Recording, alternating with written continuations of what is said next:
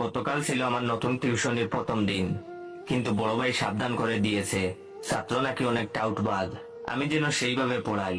তো আমি প্রথম দিন টিউশনিতে গেলাম, গিয়ে ছাত্রকে জিজ্ঞাসা করলাম তোমার নাম কি। তখন সে বলল, স্যার আমার নাম ফটিক, কিন্তু আমার স্কুলের বন্ধুরা আমাকে আদর করে ফটকাবাজ বলে ডাকে। ছাত্রের মুখ থেকে এই কথা শোনায় বুঝতে পারছিলাম ছাত্র আমার 1 নম্বরের টাউটার। আমিও কম যায় না, আমি আমার ছাত্রকে বললাম, শোনো ফটিক, আমি খুব রাগী একটা মানুষ, তোমার মতো অনেক ফটকাবাজ ছেলেদের আমি পিটিয়ে মানুষ করেছি, তাই আমার সাথে কোনো চালাকি করবে না, প্রতিদিনের পড়া প্রতিদিনই শেষ করতে হবে। তখন ছাত্র আমার মুখের দিকে তাকিয়ে বলল, আমি কি আপনাকে স্যার বলে ডাকবো নাকি দুলাভাই বলে ডাকবো? তখন আমি বললাম, দুলাভাই বলে ডাকবে মানে? ফাজলামি করো, স্যার বলে ডাকবে। তখন সে বললো, আসলে 2 দিন পর তো আপনি আমার দুলাভাই হবেন, তাই আগে থেকে ডাকার অভ্যাস করে নিচ্ছি। তখন আমি বললাম, দুলাভাই হবো মানে? তখন সে বললো, স্যার আমার 3 বোন, 2 বোনের বিয়ে হয়ে গেছে, কিভাবে হয়েছে জানেন? তখন আমি বললাম, কিভাবে? তখন সে বললো, স্যার আমাদের পরিবারের আর্থিক অবস্থা তেমন ভালো না, তাছাড়া বর্তমানে মেয়ে বিয়ে দেওয়া অনেক টাকার ব্যাপার।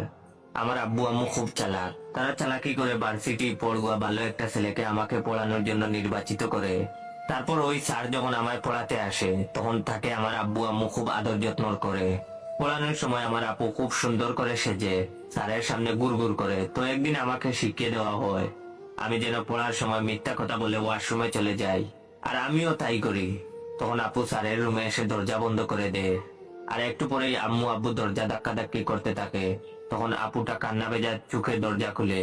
তারপর আব্বু আম্মু জোর করে ওই স্যারের সাথে আপুকে বিয়ে করিয়ে দেয়।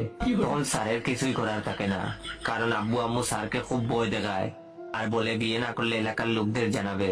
তখন স্যার নিরুপায় হয়ে কাঁদতে কাঁদতে আপুকে বিয়ে করে।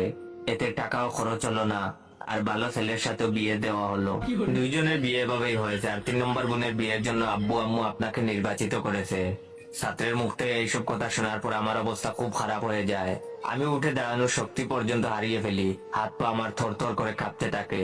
তখন ছাত্র আমার কানের কাছে ফিস ফিস করে বলল, স্যার একটু পর আপু আসবে চা দেবার নাম করে আপনাকে দেখতে। আমি তখন কথা বলার শক্তি পর্যন্ত হারিয়ে ফেলেছি।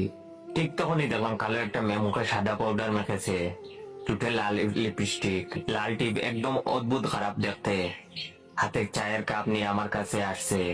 ছাত্র তখন আমার আবার ফিস ফিস করে বলল, স্যার আমার আপু, তার সাথেই আপনাকে আব্বু আম্মু জোর করে বিয়ে দিবে। জানি না আমার তখন কি হয়েছিল, শরীরের সমস্ত শক্তি নিয়ে জুড়ে একটা চিৎকার দিয়ে জ্ঞান হারালাম। যখন জ্ঞান ফিরলো তখন দেখি ছাত্রের মা আমার মাথায় পানি ঢালছে, আর ছাত্রের বাবা আমার হাত পা মালিশ করছে।